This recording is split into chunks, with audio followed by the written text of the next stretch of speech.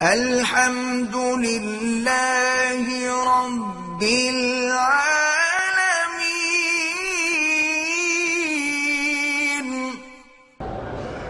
میں sales man ہوں، company مجھے 10 روپے کی چیز بیچنے کو دیتی ہے اور میں اسے 12 دے کر اپنے پاس رکھ لیتا ہوں۔ ان نے 10 دیا ہے تو آپ 12 کا ریٹ لگاتے ہیں، ٹھیک ہے، اس میں آپ کوئی زیادتی تو نہیں کر رہے، ان کے ریٹ سے بھی زیادہ دے رہے ہیں ان کو۔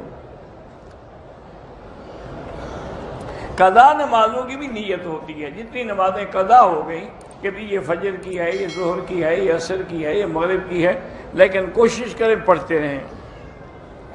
اگر کسی نامحرم کو ہاتھ لگ جائے وضو نہیں ٹوٹتا، لیکن احتیاط ضرور رکھیں۔ صرف امام شافعی رحمۃ اللہ علیہ کے ہاں ہے کہ اگر کسی نامحرم کو ہاتھ لگ جائے ان کے نزدیک وضو ٹوٹ جاتا ہے۔ اس لیے دیکھا ہے آپ نے، انڈونیشین چونکہ شافعی ہیں، وہ عورتیں بیچاری کپڑے ہاتھ پہ لگا کے رکھتی ہیں یا دستانہ رکھتی ہیں۔ لڈو کھیلنا بھی جائز نہیں، اتنی دیر قرآن پڑھتے رہیں۔ یہی ہے نا، وہ نرد شیر کہتے ہیں شطرنج کو، لڈو نہیں ہے۔ لڈو الگ چیز ہے، شطرنج الگ چیز ہے۔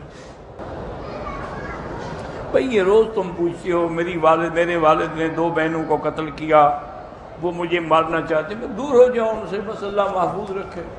باقی ان پر قتل کا گناہ ہے، اور قتل کا گناہ بڑا شدید ہے۔ یعنی اللہ تبارک و تعالیٰ فرماتے ہیں کہ جو آدمی کسی کو قتل کرتا ہے تو اللہ کے غضب کو دعوت دیتا ہے، اور اس کے لیے دردناک عذاب اللہ نے تیار رکھا ہے۔